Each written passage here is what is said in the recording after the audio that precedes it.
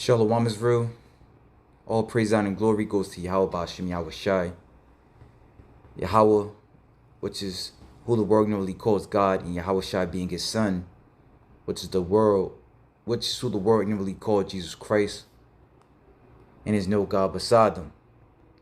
Double honors to the elder apostles and the elder bishops of Great Millstone for being faithful witnesses to the Holy Spirit, and salutations to the elect, whom the Lord hath given ears to hear. Salakia. Now, real quick, pretty much gonna be a quick hit, but I had in mind I had a few lessons I wanted to get into. One being how the summer will affect us. Now it says power grids under pressure. U.S. areas at risk of blackouts this summer. A new report shows a sharp increase in peak electricity demand, leading to blackout concerns in multiple states. Here's how experts say you can prepare. So it says parts of the U.S., including the Midwest, New England, and Texas, Louisiana, face blackout risk during high demand periods like summer heat waves. Electricity demand is a primary challenge across the U.S. due to factors like new data centers, electrification, and industrial activity. Right? New data centers. And that's a big factor. As Trump wants to really push this AI thing. And that's contributing to the pain of this society, as it will, more and more be put online as the days go on. Not adding to the fact that AI itself is going to take away massive amount of jobs, and it's going to lead to the next major prophecy, which is how this devil will push the MOTB on all the world, which is an RFID chip. So it says regional grid risk vary. The Midwest faces plant retirements. The Southwest struggles with extreme heat.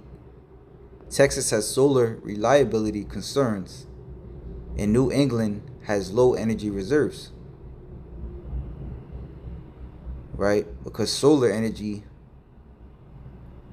as you may or may not know, is supposed to add to the pressure of the grid demand.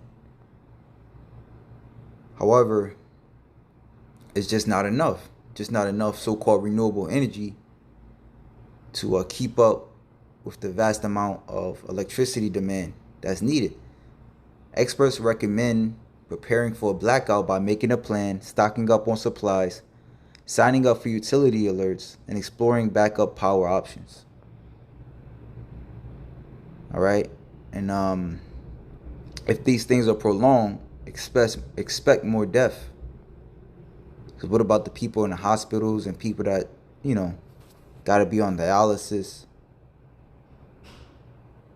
Various life supports. So it says your summer plans might need a power backup. Power outages, blackouts, or brownouts can happen anywhere, but you're more at risk if you live in one of the areas facing an elevated risk of energy shortages this summer. According to the latest seasonal grid reliability assessment from the North American Electric Reliability Corporation, power outages aren't something most people think about until they happen.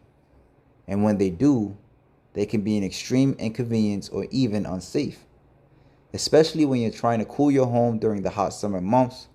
For folks that work from home, the risk of getting knocked offline can also be a serious concern. The latest NERC report highlights several North American regions at risk of grid reliability issues. And what about airports? That need power to communicate to incoming planes, largely due to insufficient energy supply during above average demand periods, such as heat waves that drive up AC use.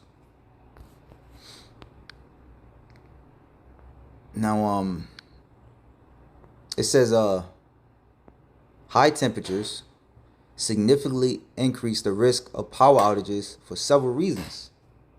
The primary issue is increased demand for electricity, particularly for AC, which strain the power grid. Additionally, extreme heat can damage or disrupt power lines and equipment, leading to outages. So you have air conditioning, overloaded grid, right? We just read that. Overheating. High temperatures can cause equipment like power lines, transformers, and substations to overheat, leading to failures and outages. Power lines can sag or break under extreme heat, potentially leading to shortages and outages. And this is another thing that we got to look forward to as far as wildfires. Well, as it says, in some cases, sagging power lines can ignite wildfires, which is going to do what? It's going to add to the famine, because wildfires destroy land. Land is where people grow crops, which can further disrupt the power grid. The power grid is not always designed to handle extreme heat, and some aging infrastructure may be more susceptible to damage. And it says this summer is predicted, 2025 is predicted to be hotter than normal across much of the United States. Both the National Weather Service and the Old Farmer's Almanac are forecasting above average temperatures for many regions.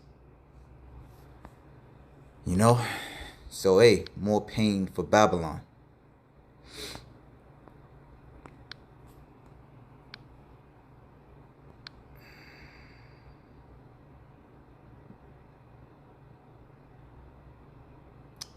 I'm going to finish it off here.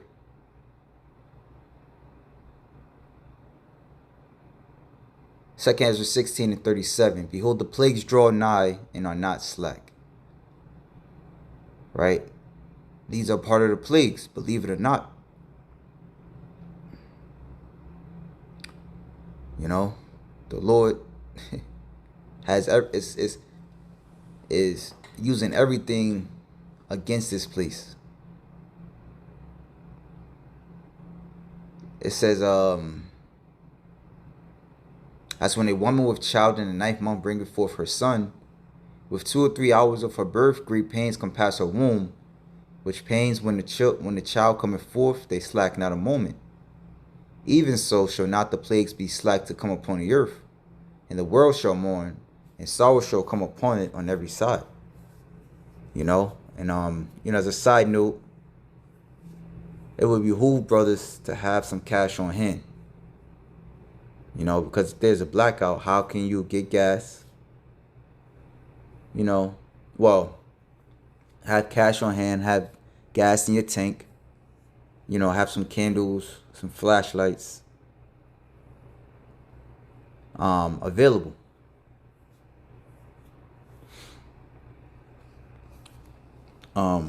Yeah.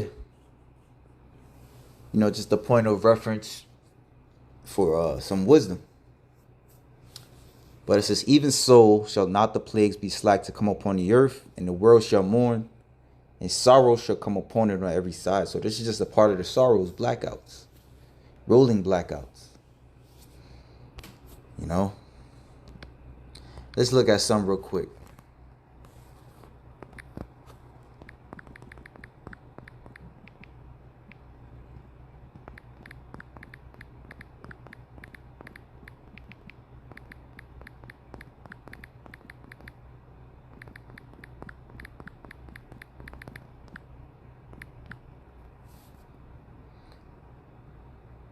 So it says blackouts or power outages can indirectly contribute to deaths through several mechanisms, primarily involving health risks and increased vulnerability to other hazards.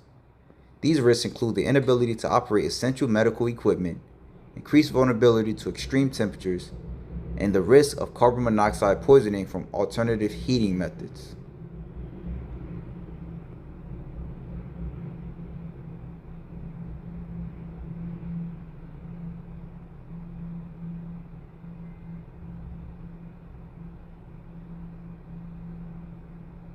I didn't even think about that.